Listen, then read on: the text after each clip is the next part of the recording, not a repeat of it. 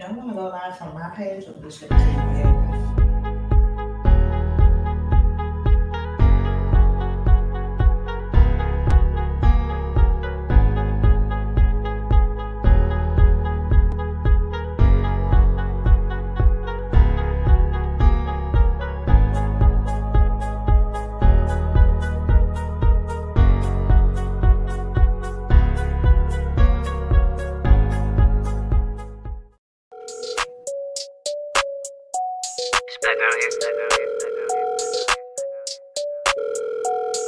Hello? You know you ain't pay for this. Bitch, What? let me tell you what happened. All these niggas in my DM, they be capping. I'm laughing, but I'm sick of this shit. Yeah. Let's start a podcast to talk about it. Ooh, let's give us something they can relate to. Yep. Made for the ladies, but niggas can listen to. Talk about experience, give advice. Don't forget to follow us and subscribe. This.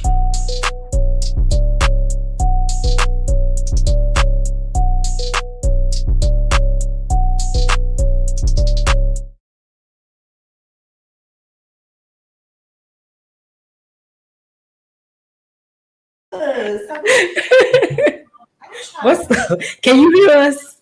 Yeah, I got something.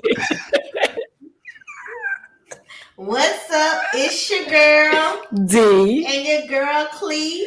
And this is Bitch. Let me tell you what happened. I swear to God, it does not matter. Every week, something happens. Every week. It's okay. Fuck this shit. But what's up, everybody? We are with a special guest today, Mr. J. Rod, aka Can I Get Verified? Okay.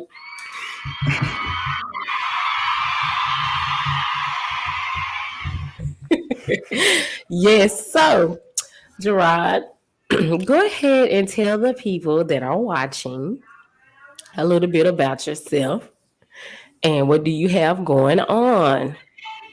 All right, so hi, Gerard's the name. Wait, I hear some Podcasting talking. is my game. Mhm. Yeah. Them his kids Conversations. in the background. Nah, not them. Them my mama and her grandmama. Oh, that's all right. But yeah, conversations at the shop host, divorce besties host. I got 3 podcasts that we run. Mm-hmm. I got my own business, 901 Daiquiris. Okay. 4 kids, Ooh.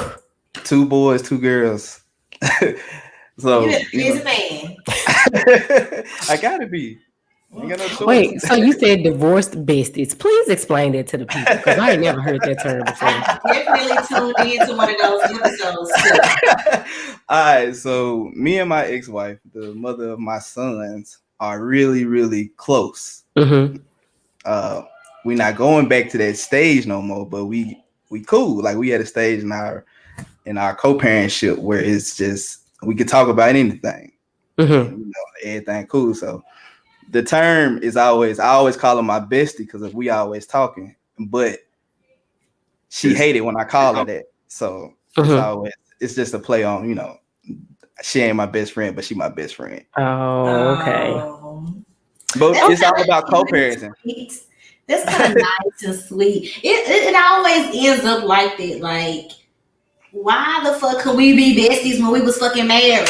Yeah, Right. Where was all of this, togetherness then? Shit. Well, some people are just meant to be friends and are never meant to be in a romantic relationship.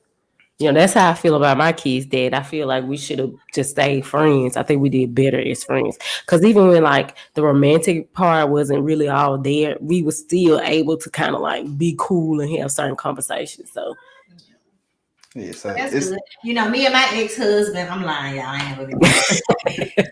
But my future ex-husband, I ain't even put that in the atmosphere. No, we're not gonna say future ex. I don't want a future ex-husband. No, don't go that route.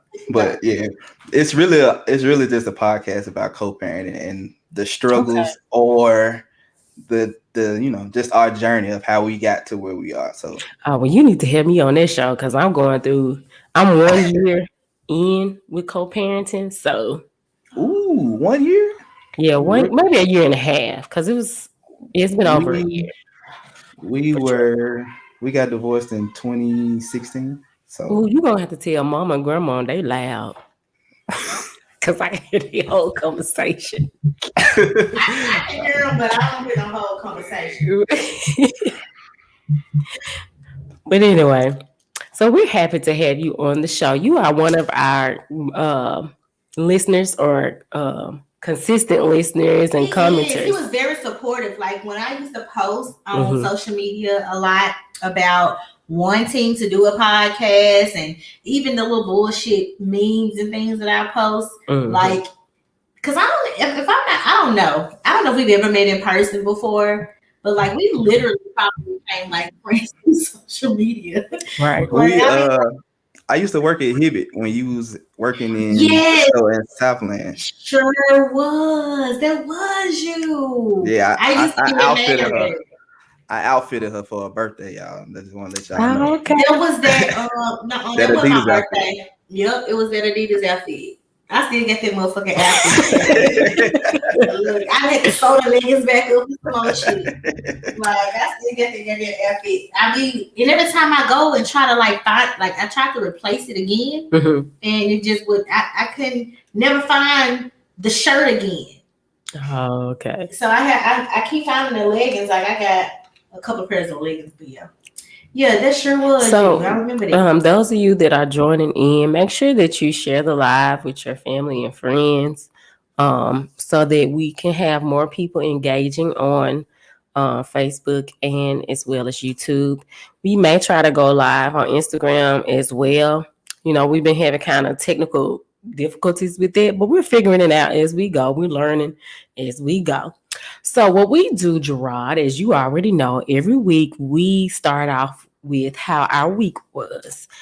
So since you are our special guest, of course, we're going to allow you to share with us how your week was and if there was anything interesting that has occurred. Yeah, so I just made a move. I'm in Dallas now. Oh, okay. Okay. When did you move? Yesterday. Oh, wow. I packed up and got on down. So I'm not in Memphis no more. So what made you decide to move? Be closer to the boys. They getting up in age where it's about that time. 13 and 10. Yeah, they need their father. Especially 13 and 10. So like that was one of them, and just looking for some better opportunities than Memphis can offer me at the time. So okay, well, I mean, ain't nothing wrong with that. You know, sometimes we have to relocate to, you know, have, like you said, have better opportunities and reestablish ourselves. Trust me, if I didn't have my 2 children and their father didn't live here, I've been relocated by now. Shit, my ex-wife took the joints and took off 2015. Oh. She got ghosts. Well, I guess I'm afraid to not be around my family. I guess I have so much family support here, especially with the kids. I just don't want to move with them being so young and then don't have any support. It'd be different if they was like almost teenagers and be able to like fend for themselves. But, you know, they're still kind of small. So, you know. That's understandable. I'm grown as hell and I ain't got no damn kids. But I was going to move to Dallas. I thought about that. I thought about Atlanta as well. And I just, fear ultimately took over. But I ain't gonna leave my mom and my daddy. I ain't gonna leave them. And then, you know, at first it was I don't want to leave my nephews. I don't want to leave Caleb. But now he don't give a shit. So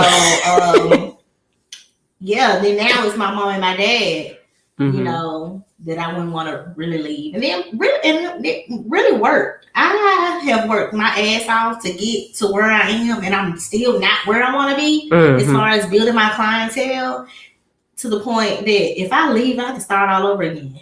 Right. I ain't doing this shit. I'll be a traveling hairstylist. I come to you every 2 weeks in wherever city I decide to go to. Okay. Okay, so Cle, how was your week? Did anything interesting happen with you this week? I'm sure it did, but I can't remember. So look, this week was a bit. I was tired, y'all. I've been the fuck outside. I'm tired. Like I'm tired. I'm tired of going out. I'm tired of. I'm just really, really tired. But what did I do? I think I did something damn near. You went out. You went out. You was out. You was real hot girl this week. I was hot girl in it. Mm. I was real hot girl in it. I went out. You went out. I didn't go out Friday though. I did not go out Friday. So this what happened. Okay, now I remember. See, bitch. Let me tell you what happened. Okay, so Saturday morning, I got up at 6 a.m. because one of my clients, she had a birthday brunch on Saturday. Mm-hmm. So I curled her hair Saturday morning at 7 a.m. Mm-hmm. before her makeup appointment and everything. And then I left. I went home and chilled for a little minute, and I got dressed and I made it to her brunch about like close to 1 o'clock. So the brunch was lit. I mean, we had all the alcohol. The food was off the chain. So now I'm at this brunch. I'm tipsy as shit. And I'm in motherfucking Raleigh, Fraser. I don't go to Raleigh or Fraser for shit ever in life. And so I went to we went to the brunch, and after I left there, I went over to a little breezy house for a little hot second. Oh, breezy, not a breezy. A little breezy. I wanted to see a little breezy. And at this little breezy's house, you know, we ended up kicking it. He had a little TV stand he was putting together, and I was helping him put that motherfucker together. That's how I knew I was drunk. Because I was helping the nigga put his little TV stand together and stuff. We got nails and hammers and shit. And he was like, well, nigga, you do it then. And I was like, I will. Shit. But anyway, we was drinking over there. Mm-hmm. Then that was entertainment. Then my ass got high.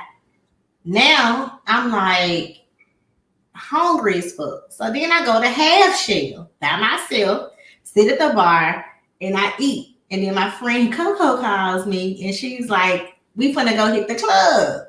And I'm in my flip-flops and shit. I'm like, bitch, I'm going in there just like this. Fuck that. And so I ended up driving her house, and we ended up going to the club. What you do that for? What did I do that for? I was so fucked up, y'all, in the club that I done walked up to this man and smacked him in the club. One of my other little breezes. I done walked up to the man and smacked him in the club because he was dancing on a girl. And then I thought he was gonna be so angry, and he was acting like he was so mad. I called that nigga the next morning. He liked this shit. I said, look at these crazy ass niggas. And they love some toxic ass shit. No. You slap me, do. I'm not answering the phone for your ass. Hey, you gotta. Hey, we not answer the phone after you slap me. To him and I was like, "What are you doing? What are you doing?" I hit the like a 1-2 combo.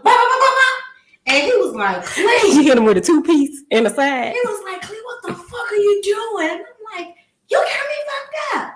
And then my friend said, oh shit, come on, just go.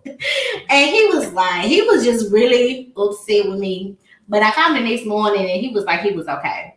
But then after that, after I smacked him, we left. We went to Crystal's. So we went to Crystal's, and we was at Crystal's. Interesting night. It was. We went to Crystal's, and now I look back at old videos. We June bugged in the driveway, in the drive-through at Crystal's.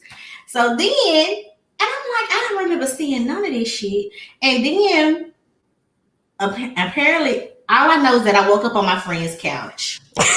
And somebody was handing me a bottle of Powerade and Gatorade, and I probably didn't leave my friend's house till like 2 p.m. the next day, and I had to make myself throw up like 3 times. That's because I had a combination of tequila, because my client loves tequila, champagne, orange juice, Jack and Coke, and then why the fuck did me and Coco had that motherfucking champagne? The champagne do it every fucking time. It does it every time. Every time. So yeah, that was my Saturday. And Sunday we ended up going out again, Lord Jesus. But I didn't drink anything. So I had it took me 48 hours to recover from Saturday night. That sounds like my week, like 2 weeks ago. Girl, it took but me I was drunk like that. Oh Lord Jesus! See, once you get to a certain age, you can't do all this stuff. Like I can only do brown and wine and light ass wine at that. I drink juice with a little bit of alcohol in it. Yeah, I don't like all that sweet ass shit. I can't do that hard liquor no more. Give me Jack, Jameson, and Crown. I don't even like Hennessy like that. It gotta be mixed though. Yeah, I have to have mixed drinks. Yeah. So my week, I don't feel like I really did anything. Because you probably didn't. I probably nothing that stood out to me that made me be like, oh my gosh, this is so crazy. I want to talk about this on the podcast. So with that being said, we're gonna move it right along. Okay. So we did do something Sunday. I mean, we went out, but nothing special happened. I just went out. Yeah, it was pretty typical for me this week.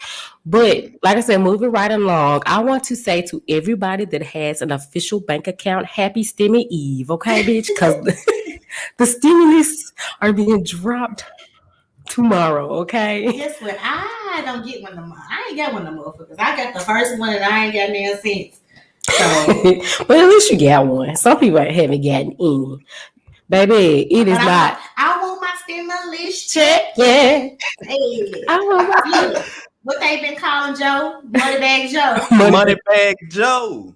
Yes. Yes, baby. Because did you see the video I sent you of them doing lap dances in front of Joe Biden? Oh my God, that was hilarious. Hey, y'all niggas out there, y'all gotta stop that shit. It's funny, but y'all gotta stop this shit. Right, it is hilarious. But it was a dude dancing on him, wasn't it? That's what I'm saying. Maybe he like men. Yeah, he might have been gay, or maybe he was just trying to get his check, doing something strange for a little change, okay? Because it's desperate times for some people. Baby, I know if you got a whole bunch of kids, you done came up. Them taxes plus your stimulus, and if you got all your baby daddies that you got that shit too. No, not this one. Not this one. Oh, not this one. We getting this one. The first one, y'all. He had to do his research on them damn kids he get. Man, look, the first one, my ex-wife got that hoe. She got that hoe. The same week I got my 401k out, she bust me for that hoe. Well, good for her. Don't worry, she gave me my money back. Just not. That's good because some women they won't do that. They won't. Because I would not be their baby mama. I am not their baby mama. I would not be their baby mama, and I would not give you the motherfucking money on the taxes. That's my bestie though. So like, we here. That's my best friend. Now my girl's mama. That's another story. We don't want to talk bad about them. That's another story though.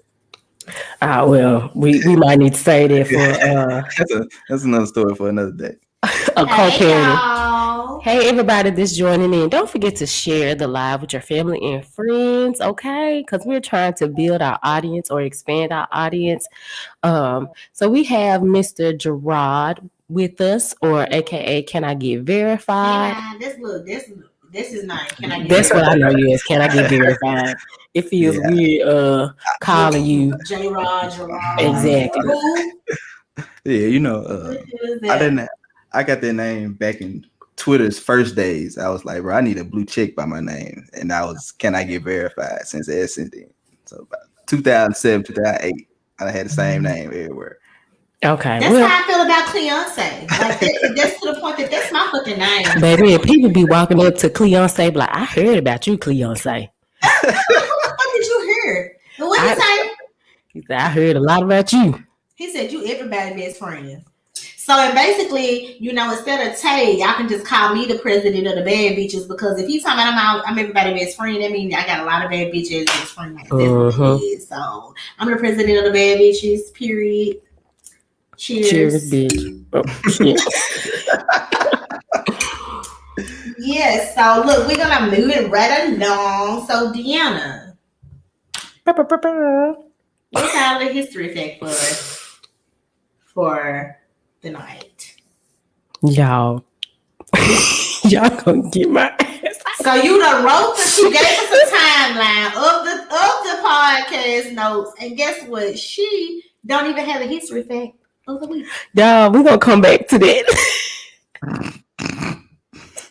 Gerard, first of all, y'all know I got an excuse for everything. Excuses. I was late.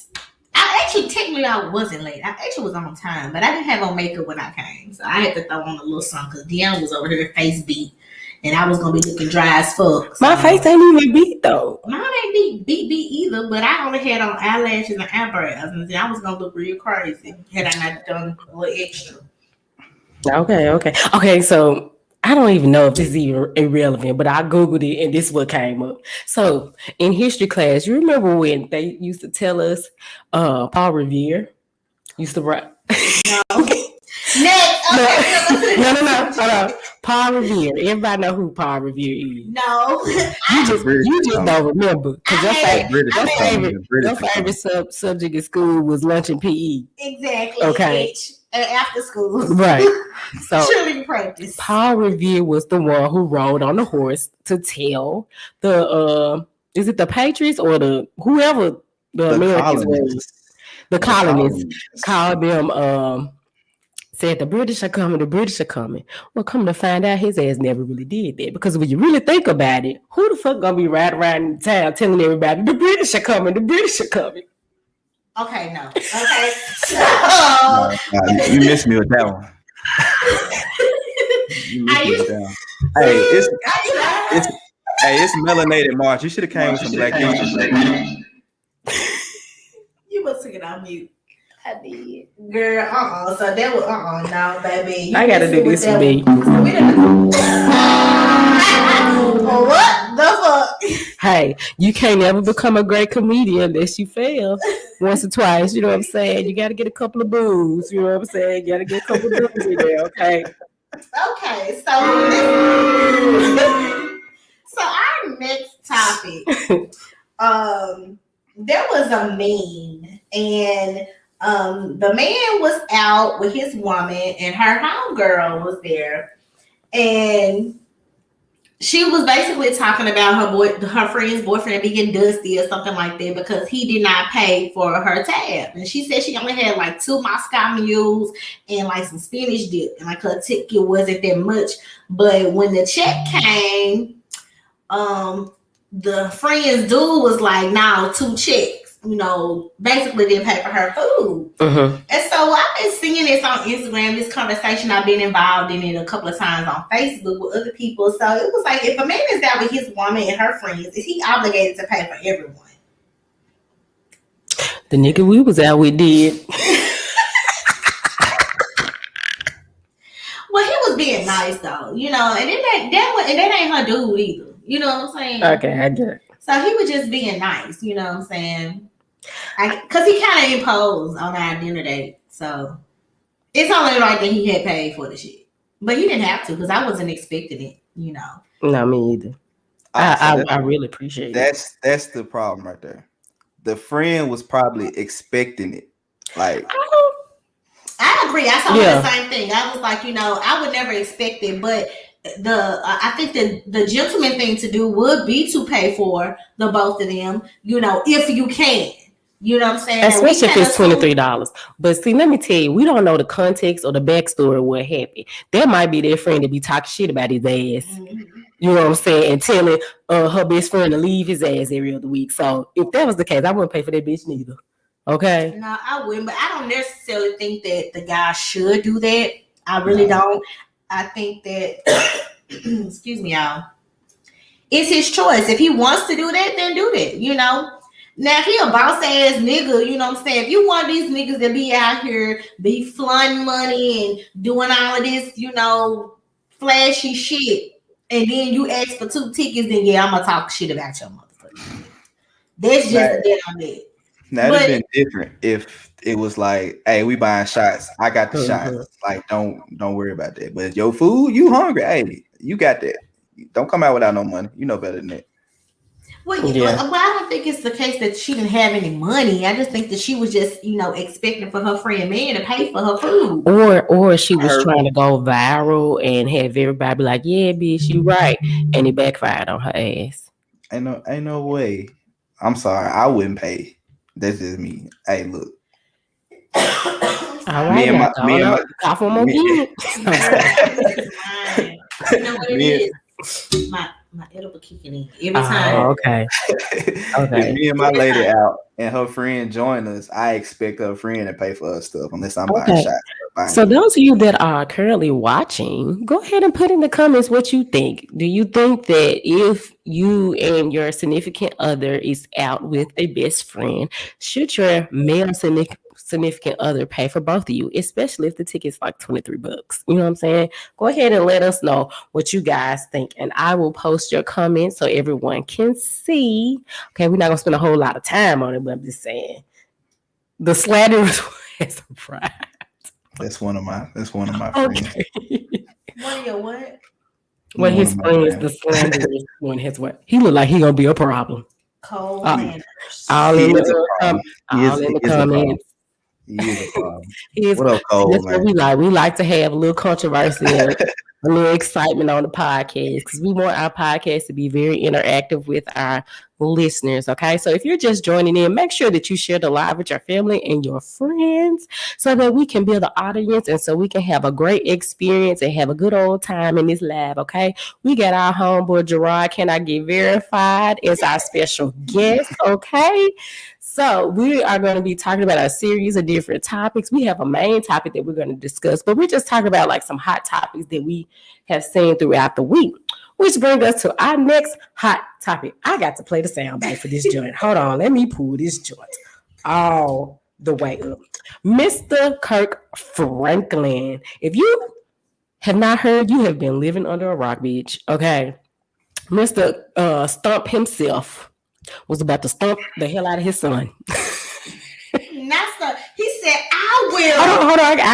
Hold on. I gotta find. Hold on.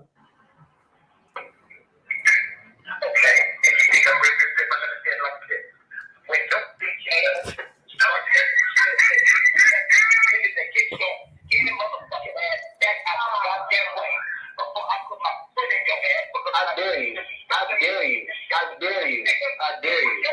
Shut the fuck up. I'm old.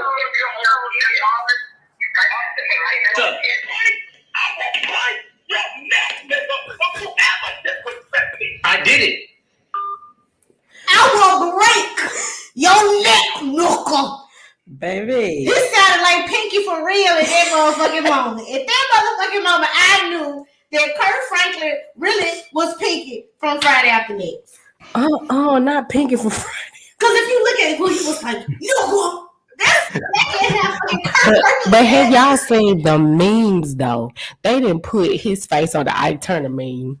That is hilarious. But you know what they're saying? That son did some shit to push my nigga to the edge like that. Y'all would know Uncle Kirk's slander will be tolerated. Okay. Because let me tell you something. It's one. Now, my parents ain't never called me out my name like no bitch. Because bitch ass nigga, you know, that was kind of a little bit. But he might have been acting like a bitch ass nigga. But you know, sit your motherfucking ass down, and sit your ass down, and shut the hell up, shut the fuck up, or oh shit, or something like that. What parent has not cussed their kids before? Sit your ass down. Shit, I cuss my nephews. Sit your ass down. You know what I'm saying? However, in no circumstance when my parents may say, sit your ass down, would I say, make me. Or curse them back. Because he cursed his daddy back. Because I'm getting body slammed. He cursed his daddy back. Like, you don't never curse him back. Why the hell are they arguing, first of all? Like, see, that's the thing. See, the son was trying to get some clout, was trying to make his daddy look bad, which that is some bitch ass nigga shit. Because don't bite the fucking hand that feeds you, young man. But you know what I'm saying? Like we don't know what the backstory was. Because you can clearly tell at the beginning of the video that he was like, okay, since I'm being disrespectful. So maybe before that, he was trying to talk to him, you know, a certain way, and the son wasn't hearing it. So he had to like break it on down for him to understand. And he was like, with your bitch ass. But see, this is the thing. A lot of people don't know that he's not the son with his wife. He had him at 17 years old. So I'm thinking a lot of that anger and bitterness is built up from that. He probably wasn't as active in his son's life. I'm assuming it's probably before he got saved and sanctified and became the Kirk Franklin that we all know and love. So there's a lot of trauma and damage that is being dealt with, which is it's really crazy because last week we talked about childhood traumas, and I really feel like that this situation is a childhood trauma on both ends, because if you don't know, Kirk Franklin was abandoned by his mother. He grew up with his grandfather, so of course I'm sure he dealt with abandonment issues and trauma as a child, and he had a child at a young age and probably was not the best father starting out. And I'm just putting my 2 cents in and making my educated guesses that he probably tried to make up for it by giving him a lot of stuff. You know what I'm saying? And maybe the son felt some type of way that he got remarried and he was this excellent father to, the kids that he had, and he felt left out. And then, the sister came out and was like, well, nigga, we been helping your black ass. You know what I'm saying? You flunked out of college and you just want him to constantly give you money, but he cut you off and now you feel some type of way.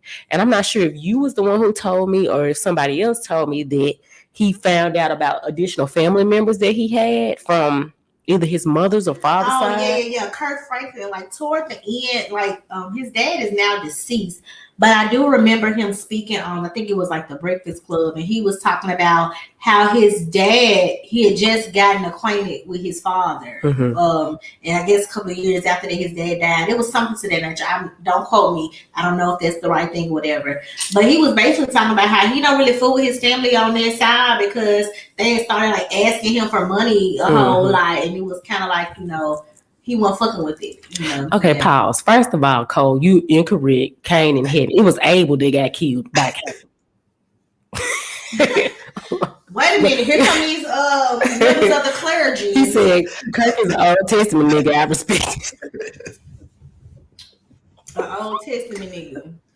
Old Testament nigga. But I mean, if his son thought that he was gonna get canceled, especially in the black community. Now, maybe them white people, no shade to our clear brothers and sisters, but maybe them white people probably would have canceled him, but not in the black community, because everybody got cussed out and got their ass whooped or something by their parents. Now, there is a line, that has to be drawn between abuse and, correcting your child, but you're 33 years old. And if you really wanted to mend that relationship and you wanted something positive to come out of it, you would have not taken it to social media in this way. Even if you said, well, y'all, I just want y'all to pray for me and my family. We trying to work through some things, and I'm trying to rebuild my relationship with my dad or whatever. That's one thing. But you didn't came out and try to make him look like this badass person.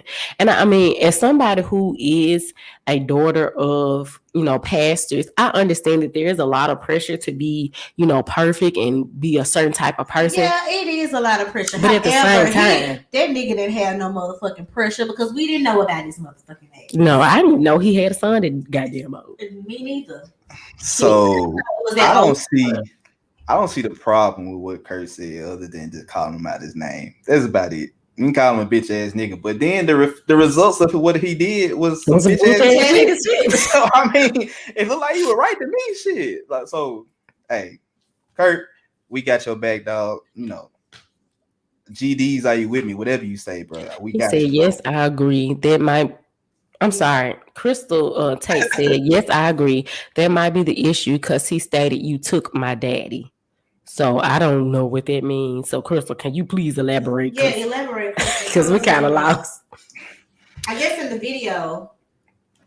Probably in the video, I think he stated. Yeah, in the video, he might have said that you took my daddy or something. Or no. Oh, she was. She may be talking about when I was talking about what Kirk Franklin's dad passed away. But how he take his daddy? Maybe she talking about like. That's how she knew he's dead because maybe he stated somewhere like God took my daddy or something. I don't know. Okay, anyway. So we are now going to get, and Crystal, when you clarify that, we'll revisit it when you type it down there. But we are going to talk about our topic of the day. It is fact versus fiction in dating and relationships. And I had a few of them in my head, but we wrote a couple of them down and we talked about a couple of them today. But I'm gonna let this Deanna topic. She chose this topic. Yeah, I just be coming up with stuff just so we can have something to talk about and promote. And then I go back and think like, damn, I done came up with this topic. Now we got to come up with some I details. sure was thinking like, what the hell we gonna talk about? So I'm gonna start off with Clee's example. I'm gonna start off with Clee's example because I think it was a really good one that she brought up. Is it fact or fiction that traditional roles are still relevant and important in relationships? Traditional roles as in man and woman. Yeah, gender roles. Like taking out the trash. Hey, niggas take out the trash. Yeah, that's a gender role. Ladies cook, clean, that type of shit. Yeah. These days, I don't think so. Okay. Simply because whatever fits for your relationship. So I would say fiction. So whatever fits for your relationship, because you might be in a relationship where the woman is more busier than the man, where he has some free time where he can maybe cook and clean or like take care of the house more than she can take care of the house. You know what? You one of the first men that had said that. You know what? And I agree because I ain't gonna even lie. Like at first I was leaning more toward fact, only because I always use my parents as, as examples because in my mind they like relationship goals and I think they perfect, but I'm sure it's probably shit that I don't know. No. But I can just remember growing up, things that I saw were traditional gender roles. But now with my dad is retired and my mom is working, it's like, it kind of, reverses a little. My mom still does her traditional, womanly duties, wifely duties or whatever, as far as like, cooking and stuff like that. But my dad tends to do, a little bit more now because he's not working and my mom is, so I guess it would be fact for me too, because at any given time, those things that we call gender roles could be reversed, what I'm saying? Even it's like, God forbid, but even something I ain't gonna use my parents as an example, but just an older couple, say if something happens to the husband, he can't take the trash out. You know what I'm saying? Like that now becomes their woman's responsibility. When typically we put, taking the trash out on the man. So I guess I'll say fiction as well. I have always been but I do think they're needed though.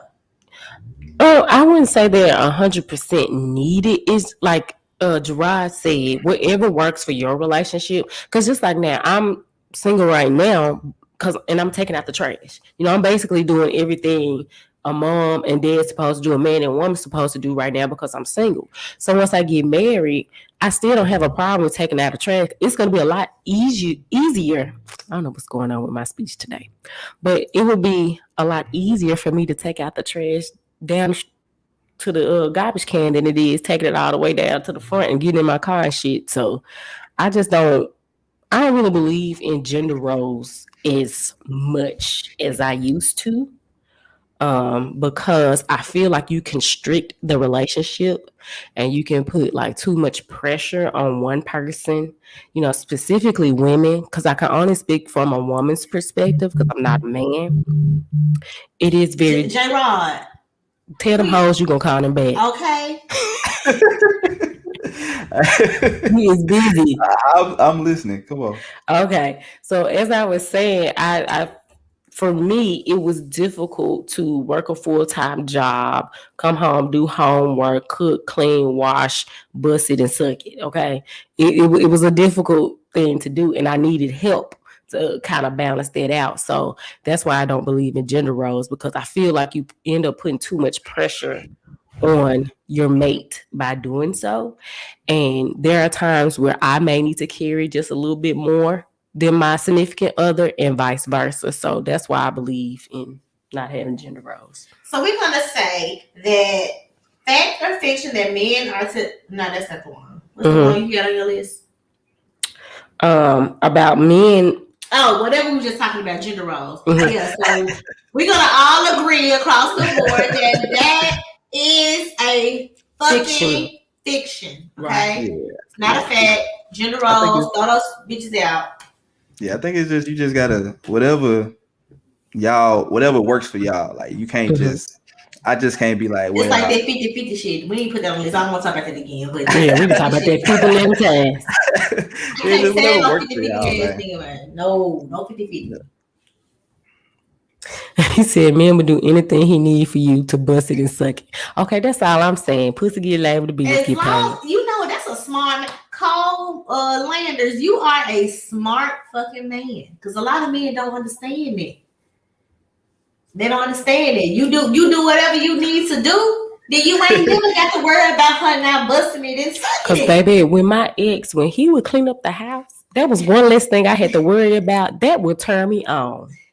And I would be like, oh, my God. That would put me in the mood because it's like, okay, there's something that's on my list that's been taken off my shoulders. So now I can focus on us being intimate with one another. Like that commercial with the what is Mr. Clean when he was dancing all sexy and shit, and it turned out to be the woman's husband, and then she attacked him.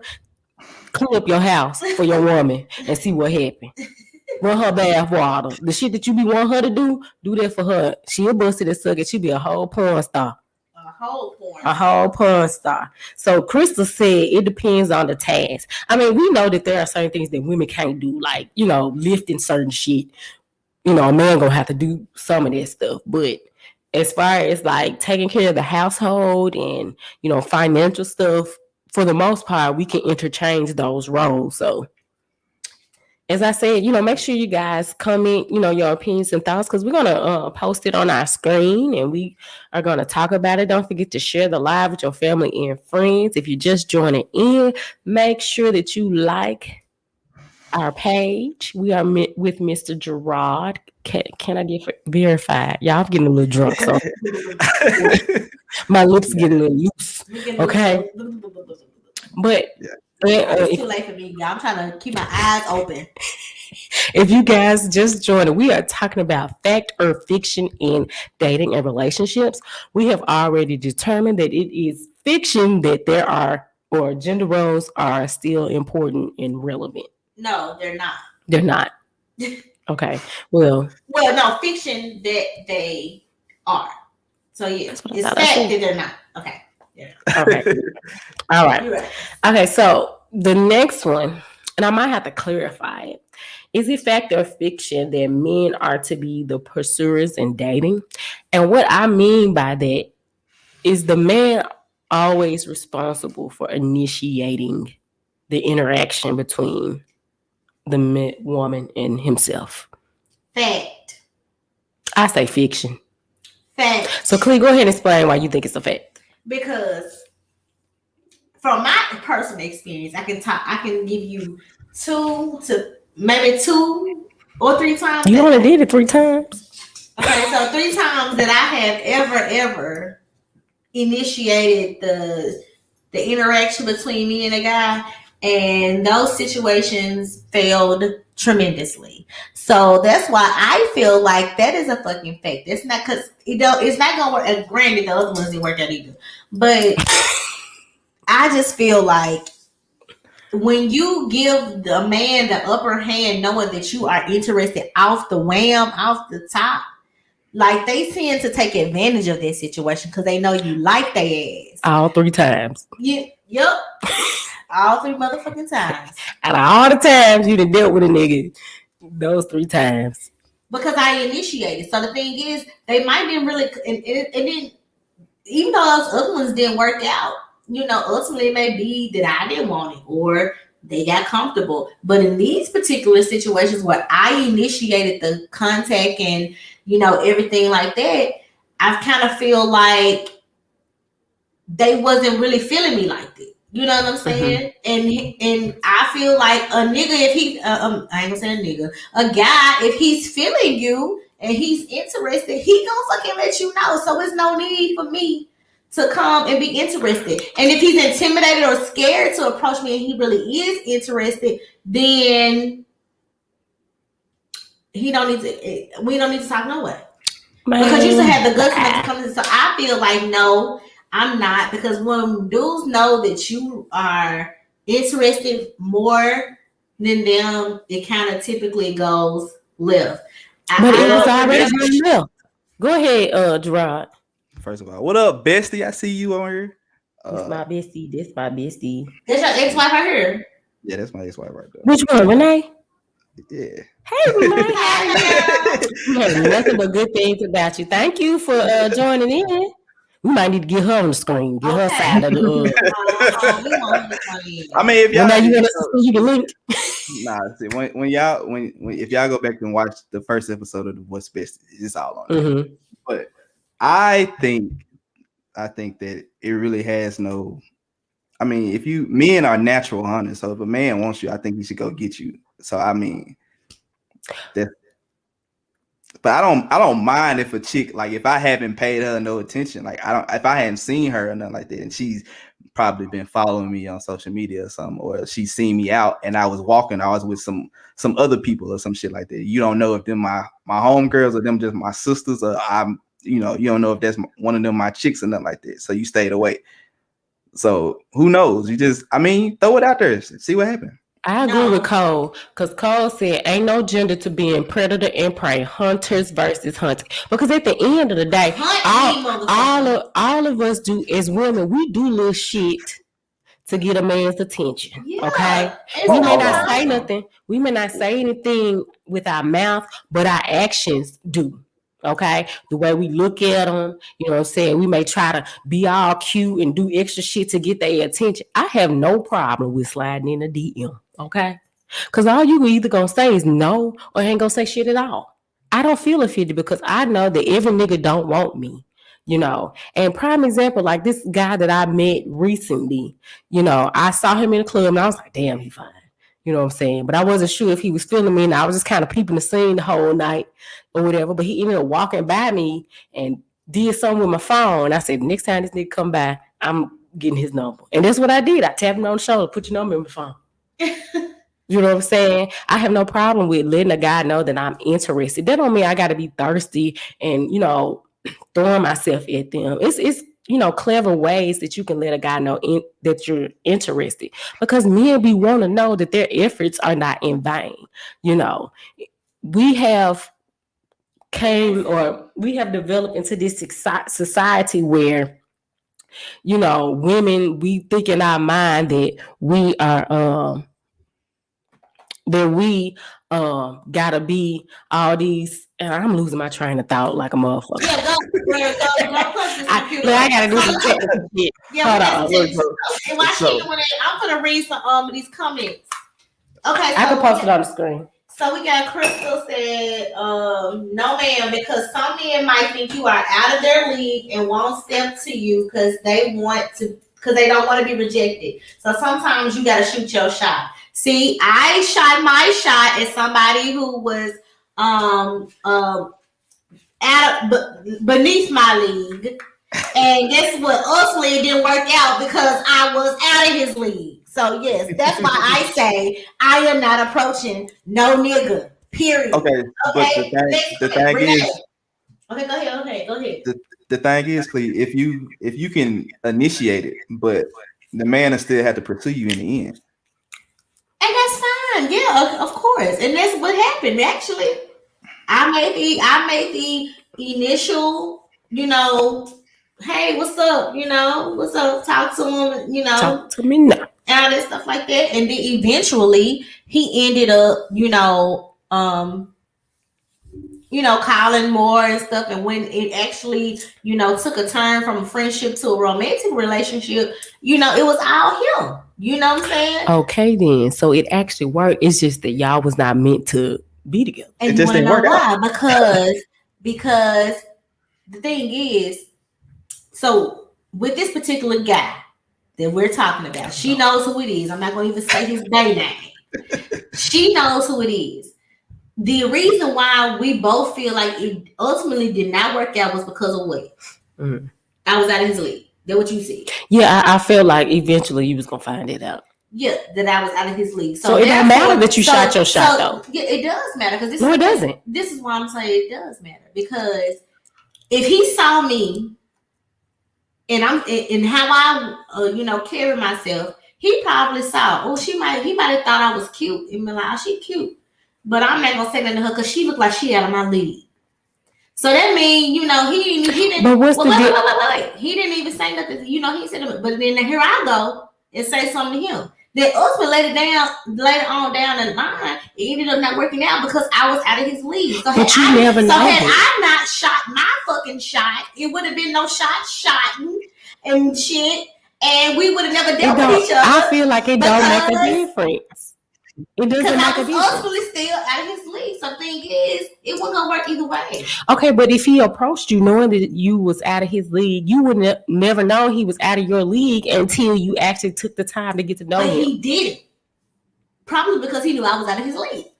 It's possible, you know, but at the end of the day, I don't see a difference. So okay, let me say my point because you just talked. But what I was saying was that it doesn't make a difference if I approach you or you approach me if it's never meant to be. It just wasn't meant to be. So if he approached you and y'all got to know each other and the same shit happened, then it would be the same end result regardless. Gerard, do you get the point that I'm trying to make? She just got too much pride. No, but do you get the point that I'm trying to make? What I'm saying is if a man wants you, he's going to come to you. If he feels like that you are somebody that he can, you know, be with or date or see a future with, then he's going to come to you. So this is the thing. If in this particular situation, if he thought that I was out of his league, then he's not gonna come to me. He's not gonna approach me. But me going to approach him, that's going against nature. You know what I'm saying? Like that's the point I'm trying to make. But you don't know if he's out of your league or not. I get what you're saying. I know I don't know that. But what I'm saying is that's why I feel like the man should be in charge of initiating the contact. Because ultimately, just like your friend said the other week, he said women are in charge of whether or not you have sex or something like that. Mm-hmm. And men are in charge of whether or not you end up in a relationship. So ultimately, it's the nigga's decision anyway if we gonna be together. Okay. That's just that anyway. Go ahead, Gerard. I get what you're saying, but I think that's just situational. I ain't telling you. I think it's situational with what happened with you. So. Renee, why don't you like it? This is what we do, but this that's situational. This like she pulled a dollar and jumped on Symbol. Hell no, I never do it again. Cle, you just shot the wrong shot. You still have to be strategic with the shots that you take. Okay. And guess what, baby? I ain't got to be strategic no goddamn more because I will never, ever shoot your shot just the wrong hoop. Baby, I be in that hole like Kobe, Curry, okay? If you win some, you lose some. You know what I'm saying? So I'm just going to say that I think that it is fact that the men should approach you. I'm not shooting no fucking shot. Fiction. Fact. I'm going to go with fiction. Hey, go after what you want. Like. Exactly. Everybody in the comments, tell me if you think that's fact or fiction. Then men should be the initiators of conversation, like when you first meet a person. Yeah, we preach on the show. Hey, go after what you want. Hey, you. Yeah, because y'all men. But we talking about women and everything else though. It's just hey, go get it, and then afterwards, after you shoot your shot, it's his turn. The ball in his court now. He got to take it and run with it. Like, it's like that. Well, Renee says men won't always approach, though, for fear of rejection, etc. I dated someone for years that flat out said he would have never approached me because he didn't think I would be receptive. You talking about Gerard, girl? No, you talking about me. I met her in the 6th grade. No, I know her since the 6th grade. I've been. Awesome, y'all real friends. Okay. Gotcha. I like her. I don't think that I'm not the type of girl that's gonna approach a guy outside of the DMs. I kind of did with the other guy, the little breezy from Saturday. I kind of shot that shot a little bit. Okay. You put up a TV stand with his ass. Now look at that. Yeah, but you kind of knew him from school, so it was familiarity there. So you felt more comfortable. It wasn't no dry shot being shot. You know, I would never do that. But me, I will fly. Most of the times I comment on a story or I crack a joke or I may check them or something like that. Or I may hit them with I think I know you. Where do I know you from? And then we go back and forth. No, damn well, I don't know this nigga. And I bet you he like, man, I don't know. What you think I know that.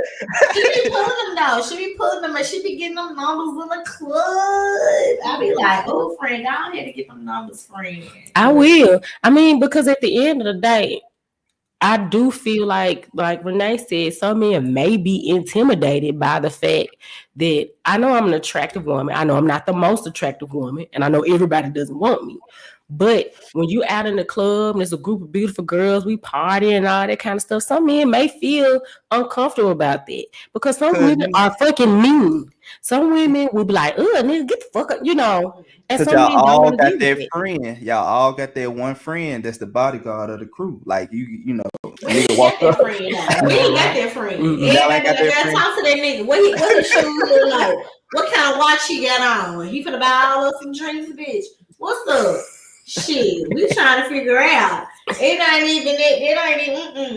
It ain't. Most women got the bodyguard. If they out for their girls now, they got the bodyguard. It's like, hey, nope, you can't talk to her.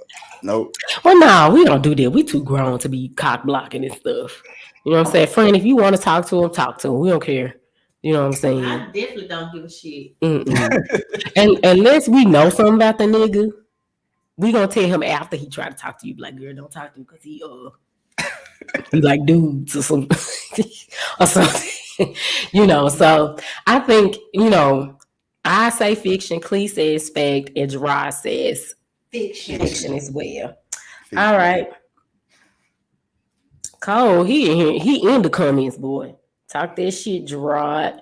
Okay, so our next fact or fiction. Is it a fact or fiction that women often date off potential and what they think they can change in a man? I say fucking fact. As a majority. Not every woman. All facts. Not every woman, but majority of women, the collective do. I don't, you know, because dating off potential can potentially get you nowhere. Because potential means you might be able to do it and you might not. So there's a 50-50 chance that the nigga might do what you want them to do and he might not. So I don't know. I think it's fiction. You think it's fiction that women do that? Oh, no, I think it's fact. Sorry. Okay, I'm gonna say I definitely think it's fact because I definitely have dated most of my boyfriends. Probably every last one of my boyfriends that I've ever fucking had, I have typically dated off of potential. But, you know, some of the ones early on, I guess I won't really count those because I guess you could say they were dating me on potential too because I wasn't shit. So, you know, but, you know, in my latter years, I can say when I get involved with people, I have, you know, been in not necessarily relationships, but, you know, situationships with people off of the potential versus what they were showing me. Or, you know, what was there. You know, I saw, you know, a lot of fucking potential and like, okay, well, you know, because even like down to little shit like how they look or how they dress. I can definitely, you know, say that I've dated guys and I hate the fucking way they dress. You know what I'm saying? And that's just something minor. I hate the fucking way they dress, but I'm like, okay, I still talk to the nigga because he's cute or, you know, I like his personality, he's fun to be around, whatever. And I just think in my mind, because I can potentially buy the nigga some new clothes if it gets to that point. You know what I'm saying? So I definitely think that is a fucking fact that women will date men off of potential, for sure. Yeah, and I think that comes from that movie, Two Can Play That Game. You remember Bobby Brown character and the girl who played the mama on the game? She, that nigga teeth was fucked up and shit. She got him all looking good and had him looking nice and shit. And he was a piece of shit when she got done with his ass. Okay, I'm gonna say it's fact, but it's for the women. I think a lot of my relationships, most of them that I've actually been in relationships, have been off potential.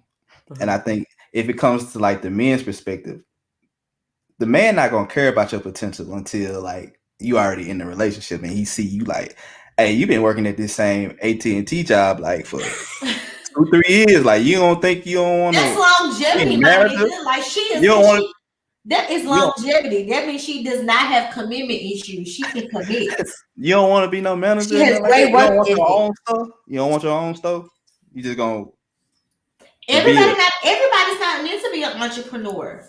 No. Good ass worker. No. Not being an entrepreneur. Like you can be a general manager at an AT&T. Yeah, like you can be. You can move up the chain. It ain't like you still. Hey, I got this new iPhone for you.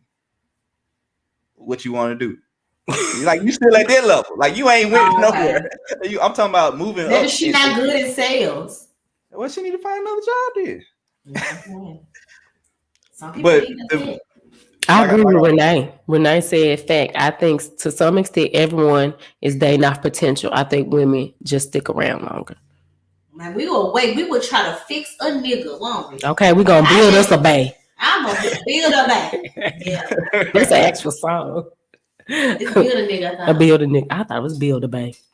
Build a bay. Y'all should do a pop-up shop with y'all jewelry and build a bay. Build a bay. Okay. Yeah, I just think now we need to stop doing that as women.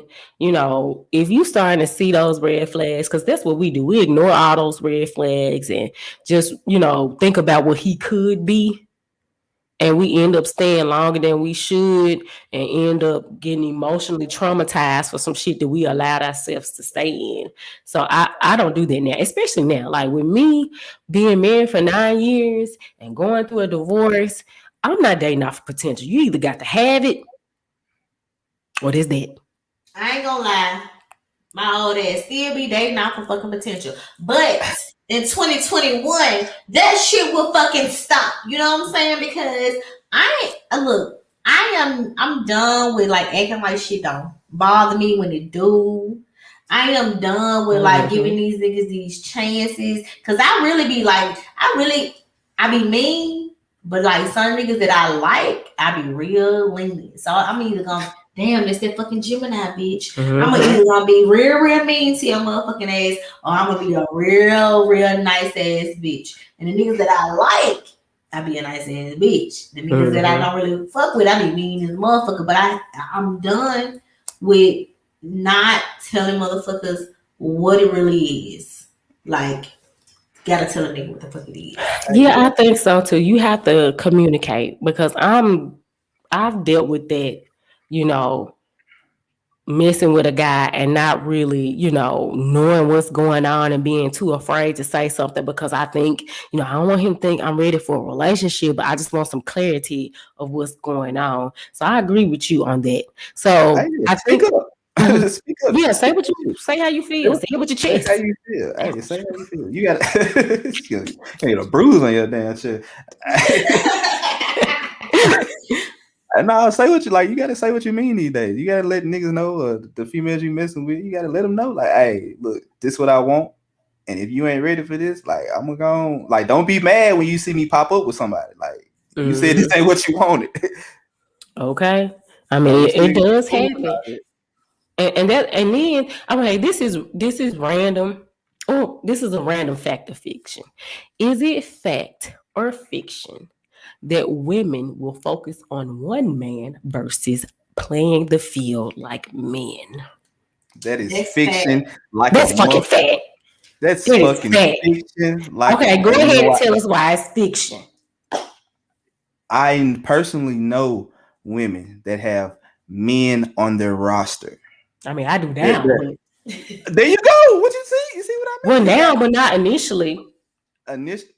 You didn't say initially. You focused on plenty men and whoever is winning the race at the time. I said fact, but I'm gonna say fiction because I'm gonna play that motherfucking field. Period. And whoever gets the "Hey, where you at?" message first, may they win the race. Like whoever may the best where you at text win. I mean now, but at the same time, there is always one person that gets way more leeway than the rest of the niggas. There is that one person that you gonna pull up on, no matter where he live. The nigga could stay across the bridge, and you gonna drive across that bridge. This one thing I ain't never did. Every week for a nigga that you like. Okay, if she really like you and fucking with you, you gonna be that main nigga. Now she may entertain other niggas and kick it with other niggas because you haven't said I want you to be my main bitch. But typically, even me playing the field, I have to keep other guys around because when I find somebody that I really like, I be like, nah, bitch, I ain't ready for this shit. Let me go and keep, at least 2 other people that I'm cool with, even if I'm not, sexually involved with them, just in case this shit don't work out. Because it's my fear that I end up liking somebody a whole lot, and then they be like, bitch, get the fuck away from me, I don't like you. Or they pop up with a girlfriend or some shit like that. Well, and be crying and shit. You know what? And I feel the same way. That's why you get your roster ready, because you want to be playing the field. Like, you can't just be out here. She missed the question. So Renee, the question was, is it fact or fiction that women focus on one guy versus playing the field? I say that it's fact only because we have been conditioned to think that way. Because if a woman is dating multiple people, and we've brought this, we brought up Lori Harvey a whole lot, but the reason why we use her is because Lori Harvey is a single woman. Well, she's currently in a relationship, but she's been known to date other people, and every nigga calling her hoe and slut and all this stuff, but she's dating. She's doing no different than any other man, and she's nothing but 23, 24 years old. She got a little money, even if it's her daddy's money, she got it. You know what I'm saying? So she gets still locked up. Well, her real daddy, but we talking about the daddy that's taking care of her. Okay. She got money, you know what I'm saying? She don't really need a nigga for anything. So she get to pick of the litter, you know what I'm saying? She get to choose who she want to date or whatever. And I don't see no problem with it at 23 years old. Why the fuck I gotta be focused on one nigga at 23? Because that's what we do. We focus on one guy. We spend all our youth trying to make shit work with this one nigga. Then we look up and we 35, and then you got 2 kids, and then you're going through a divorce. That sounds like personal. So Cole said women out here holding March Madness tournaments and tryouts to be on the team. Okay. So, I mean, you know what? I don't have no tournaments. You know what? I crack jokes all the time to see if I got 3 boyfriends. And I really don't have 3 boyfriends. But what it is, I chit chat with people, you know what I'm saying? Well, once you go a 10, okay. Well, hey, right. I hear you, Cole. He said you're gonna try to win the lottery with 1 ticket or 10, like 30 of them bitches. Honestly, okay. I mean, but I talked to several guys at one time. Mm-hmm. You know, so you might not be, physical, but I might lay up with one. I might go out to eat with the other one. I might be fucking the other one. And Cle swear she ain't got nobody. I don't like nobody. I don't think about it, friend. Like, really, she just got them on the roster. Hey, but I really slick don't even have a roster because I don't spend time. Do I spend time with those guys? I was driving here on my way on the phone with somebody. No, I was on the phone with you, bitch. Yeah. So you wasn't because I was on the phone with somebody. No, I was on the phone. I called you. Okay. I was listening to music, but anyway, I was thinking about this today, you guys. So I was driving, and my stomach was kind of hurt a little bit. I'm like, damn, my stomach cramping. Like, this shit don't feel good. And I thought about it. I ain't had sex in a month. Bitch, I ain't had no, and I ain't even been in no situation where I can get none either. Oh, I'm sorry, friend. Like, it's been a month. And then before that, it was like some weeks. And it was like real quick. You remember I told you about that? It was like, no, why we doing this? You know what I'm saying? So I was like, look at Gerard. I really don't get nothing. Gerard got something on his mind. Go ahead, Gerard. And I'm just listening. Like, hey, look, Cle, if it's like if you got niggas that you talk to on a regular basis, you out here playing the field.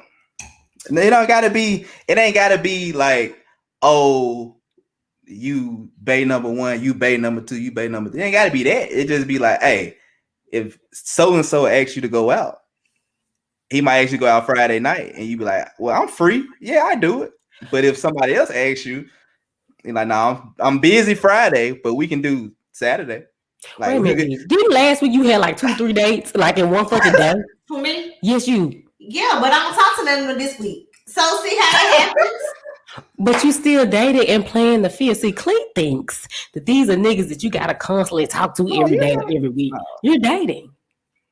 Like some niggas I meet, I may talk to them and then I don't hear from them at they ass for 2 or 3 weeks. You know what I'm saying? We ain't talking. But Clee, she's ready for a committed relationship, so her viewpoint is going to be different. So the guys that she's meeting, I've been trying to like date somebody for real, and it's just it is baby. May the odds be forever in your favor. Okay, this is the Hunger Games out here with me. Hey, you gotta be like that though. But I'm the type that I'm gonna give out the energy I receive.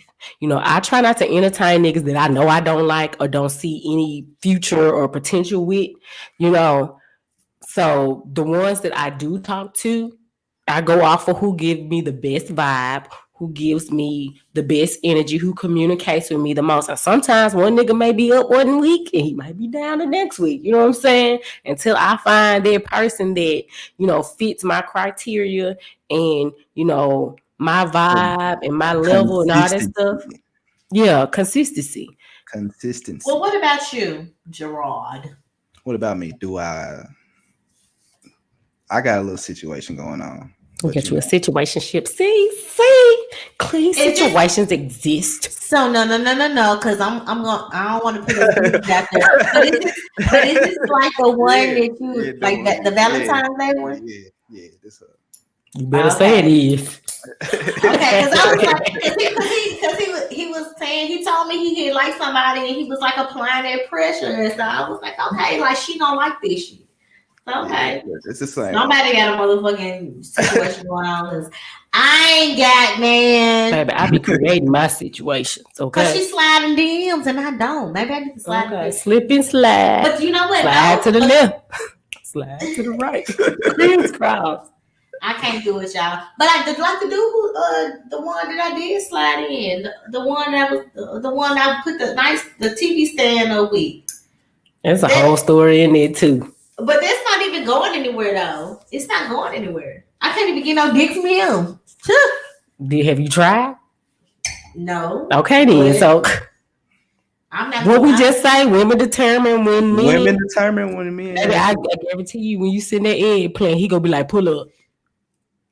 I want to only send to one person. Fuck that nigga. Fuck that nigga, girl. Go, girl. Okay. All right. So we said that it is fiction that women focus. Well, Gerard said it's fiction. You said it's fiction, but you said it's fact, and I said it's fact. That women will focus on one man. Instead of playing the field. Even though for me... No. I said it was fiction. Even though for me, that's not the case, but I still feel like it's fact in a sense. All right, so I think we may have... we have one more that we're going to discuss. So, is it a fact or a fiction that soulmates are real? No. I say it's fiction. Fiction. Okay. I don't know. We're going to let Gerard go first and then you can go next. I'm going to say it's fact, but your soulmate doesn't have to be your partner that you're in a relationship with. I agree. I'm in my explain this shit, because this shit don't make sense. All right, so if you and your best friends are, like you and Cle, y'all best friends, y'all are essentially soulmates because y'all were meant to be best friends. Me and Tia I love you, best friend too. But me and Tia, I tell people Tia this all the time. You my fucking soulmate. Me and Tia just sitting there saying random ass shit to each other. Like, bitch, how the fuck did you know that? And we've been friends since the second grade. Mm-hmm. So shit, we complete each other's sentences. We do. And we'll be like calling each other like, bitch, I was just thinking. Let me call her. We be calling each other at the same time. So I would say that is fact, but it just doesn't have to be. The way that people portray soulmates is strictly romantic, and it doesn't have to be strictly romantic when it comes to it. Okay, because I can think of some people that are my friends that I could say, okay, they are soulmate, and how we like interact with each other. Do you think you only get one Gerard? Is it only one soulmate? Can you have several? Nah, you get more than one. Yeah, because if me and you are friends and then I meet a guy, I feel like that's possible. I say fiction based upon what we think is what is a soulmate, because I always say that, you know, I don't believe God or the higher powers or whatever everybody believe in has created one specific person, you know, for you, and then we just gotta spend our lives finding that motherfucker. You know, I think that you have to meet somebody that meets, you know, your personality, you're equally yoked, not just spiritually, but in the things that you like and enjoy, and then you build from that and try to build that relationship. Because think about it, there are some people that have been married more than once. So was the first person they soulmate, or the second person was they soulmate? Like, I just feel like that's kind of depending difficult. on if they got divorced or if the person died. That's how I feel. Because sometimes people marry the wrong motherfuckers for the wrong reason. Or sometimes they may marry somebody and wasn't mature enough for a relationship, and then they later find out, like, damn, that really was the person I was supposed to be with. So that's another one. Because, okay, so that was our last one. But I was thinking about this earlier. What was the last one you just said? Going back. So we watched them. I said we talked about this in the group text. It was a young lady and this guy. I guess they have a podcast. They're a married couple, and the guy was saying how when they were together the first time, he didn't feel the same way she did. He didn't want her. He was fucking with her. You know, I guess they were sleeping together or whatnot, and he just didn't want the relationship. He wasn't feeling her like that. And then so they ended up breaking up, and over time, you know, he ended up getting back. They got back together, and they're now married. And he was saying the reason why was because he came back because he saw her like getting on her shit, you know, grinding, you know, she was glowing up or whatever. And then he decided he wanted to, you know, come back to her. And so I just kind of feel like, is backtracking okay? Because we always tend to be like, no, don't backtrack. They are ex for a reason. Don't go back. You know, but now they married. Now they just like this Christian couple or some shit like that. That's the same thing. Wasn't that the rapper that do try Jesus, not me? I throw hands. You remember he talked about? Yeah, thank you. The Toby do that. The dude that looked like an African with the light skinned girl. They had the same story. I ain't backtracking, nigga. If you didn't back then, you didn't want me. Like nigga, now. But he probably wasn't mature. I don't know. Mature? Yeah. But still. Backtrack. Like if you did, because we always say don't backtrack. But then when do you decide to backtrack? When's a good time to backtrack? I wouldn't backtrack unless the feeling was mutual between both of y'all. Like I wouldn't backtrack and pursue. Like I wouldn't be like, hey, Candace doing her thing, this, that, and the third, and go back to try to be with her because like she doing her thing now. Like we tried it, the shit didn't work. Not gonna go back through that just in case it don't work again. Even though I'm older now and she older now, and we might have, you know, settled our differences or whatever, but that shit that happened back then is still in there. Like it ain't fully settled and no shit like that. And we got a divorce and we let it go. Like ain't no backtracking. Like, hey, this works where it's at. Leave it where it's at. Yeah, sometimes you do have to leave it. Yeah. But I also feel like if you guys were both kind of immature in a relationship, especially when you're young, you know, I feel like it is possible if you see change in that other person that you can backtrack. Only if there's change. Now, if it's the same pattern of behavior, then of course not. I don't believe in backtracking because I'm a Taurus, and when we done with your ass, we is done with your ass. Okay, it ain't no going back. It ain't no, baby, I'm sorry, I miss you. I look, okay, that's fine, good for you, but that's that. So, I'm kind of half and half, fact and fiction on that one. But she say, what do you say? That. With the hard T. Hey, Okay, Gerard. Don't backtrack. So fix. Okay, so he Don't facted. backtrack. Don't So backtrack. Fact that we shouldn't be no backtracking. I'm 50-50. You know me. I play the middle. I mean, but you know what? I say fact that you should backtrack, but I'm a backtracking ass bitch because all of my niggas right now. Bitch out here moonwalking. I be moonwalking like a motherfucker in the Calabasas. Calabasas. I be moonwalking, baby. I would come pick It up. gotta be mutual. Yeah, but I would come and pick. I would go get a nigga from the past in a minute. You understand me? It ain't nobody in my past. But typically it's because you comfortable with that? Yeah, It's familiar. You ain't gotta add no new numbers onto the notch. You know what I'm saying? You just go back and thing up for somebody else. You know what I'm saying? That you already go back and thing up for. You know what I'm saying? But then a lot of times when you bag it back up, it don't be as good as it was back then. Because them feelings don't be there no more. I'm gonna tell you, because I know when the last time me and Predator Bay did it, and I had went back after like names be tripping me out. And I had gone back after some time. You know what I'm saying? And baby, it was still a nice size, you know what I'm saying? But it was just no chemistry there. It was just nothing there. It was just like, what the fuck was I crazy about? I didn't like how he kissed. Like that because you didn't have some other penis that was probably a little bit better at what they was doing, and it was like he is inexperienced. He wasn't as good as I thought. Nah, he wasn't inexperienced. He was definitely as good as I thought, but back then it just wasn't no more chemistry there. So it was just like, fuck that shit. I ain't got time. So definitely feelings and emotions, but I will backtrack, you guys. She said moonwalking. I'm a moonwalking ass bitch.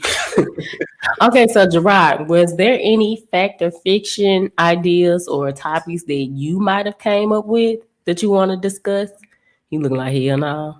I was just gonna go off y'all flow because I ain't, Well, typically, once we get done with our, main topic, we go to our jam of the week.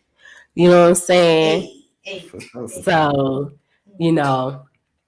I also want last because I don't have one. I want to let you guys know. Make sure that you follow us and subscribe. And bitch, let me tell you what happened. Okay, and then also Gerard. That's not your ad name, but his is at Can I Get Verified? We're trying to build our audience, of course. We're trying to build, and create new content for you guys. We're trying to bring you new guests every week. So with that being said, if you're also interested in coming on the podcast, make sure you shoot us. Shit us a shot. Shit us a shot. Shoot us a shot in the DM, okay? At bitch, let me tell you what happened, or at Deanna C Music, or at Cleonce. And we do have an email address, you guys, too. It's bitch, let me tell you what happened at gmail.com. Yeah. Okay. But it's the acronym, it's the letters. Right there on the screen. To bitch, let me tell you what happened at gmail. You better off DMing us because I don't take the email at all. The email comes from my computer. Okay, well, she'll see it, but I won't see it. So, yeah, because we're looking for additional guests for our show. We're looking for other perspectives. We're also looking for you to share your stories. We can keep them anonymous. If you got something that you want some advice on or our opinions on, like send those stories in. Even if it's your friend shit, just tell us. We ain't gonna tell nobody who it is. You know what I'm saying? We're gonna keep all of this shit under wraps. Oh, one more thing. Gerard, tell them what your podcast is again. All right, so y'all can follow me at Conversations at the Shop on Facebook and on YouTube. My IG page for it is Convos at the Shop. You can also follow Divorce Besties on Facebook, which is right there. Our YouTube page, the YouTube is all connected under Conversations at the Shop. Well, go ahead and put it in the comments so we can pin it in the comments so people can follow and subscribe. You guys, he does his podcast with his ex-wife, Renee, and I think that is so freaking mature because I could never. I guess you have to be mature when you have kids involved. They don't stop people from acting crazy just because kids. I mean, we just seen somebody get killed over their stimulus check. Damn, I saw it. That shit was crazy as fuck. I didn't read the story. He killed the child, the grandmama, and a cousin or something like that. A child? He killed his child with the girl. That's wild. And so the girl that got shot, she got shot too, but she's still alive. And he killed his child, the girl's mama, and I think like a cousin or something like that. But they said 4 people were dead. Yeah, I don't know who were the other 2 people.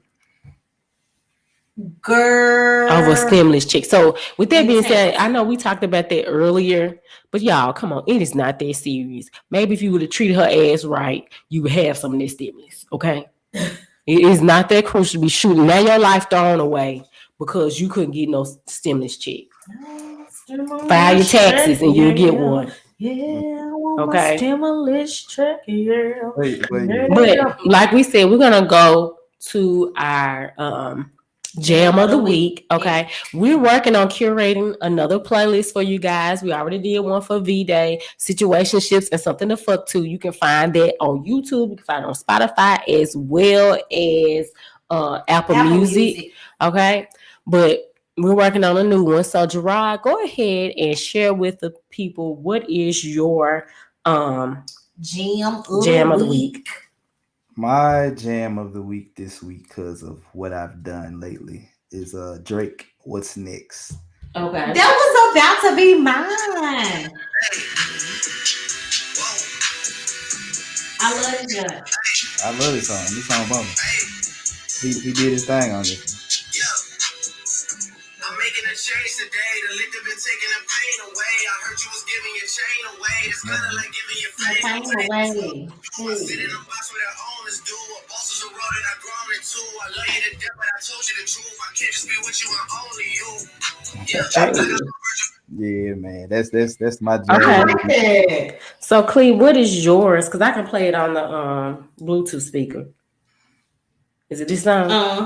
Okay, we're gonna play Cle. So my jam of the week, it's this show on YouTube that I watch, but I listen to this guy anyway. He's like a super producer and stuff. So he got this new mixtape. It's Eric Bellinger, him and Hitmaker, and the name of the album is called 1-800 Hit Easy. And Eric Bellinger, I didn't know that he had 34 albums out, and so because he makes music.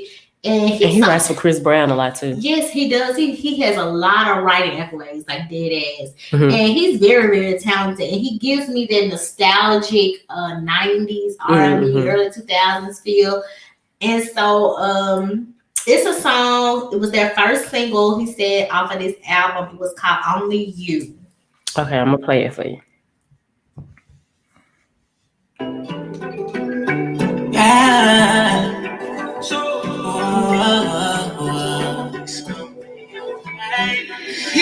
It's easy. Only you can make me feel the way you do.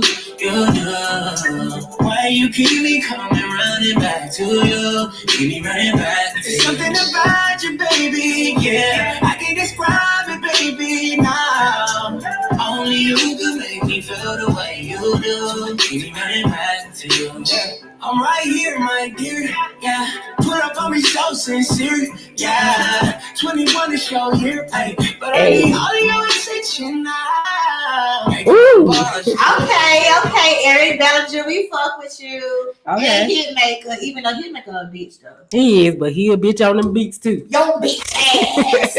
I gotta make that be a soundbite. Okay, so my jam of the week is called Hennessy by Hay. I can't really pronounce his name. One of my friends, he put me on him. So he told me if I use any of the songs that he put me on, I gotta give him a shout out. So shout out to my nigga B Woods for putting me on the song. Okay.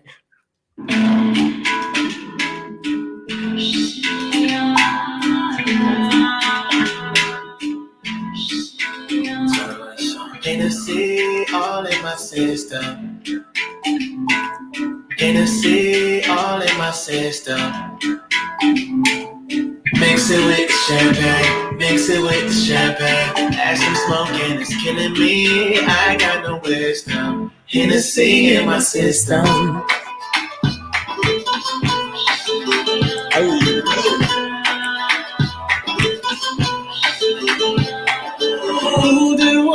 who?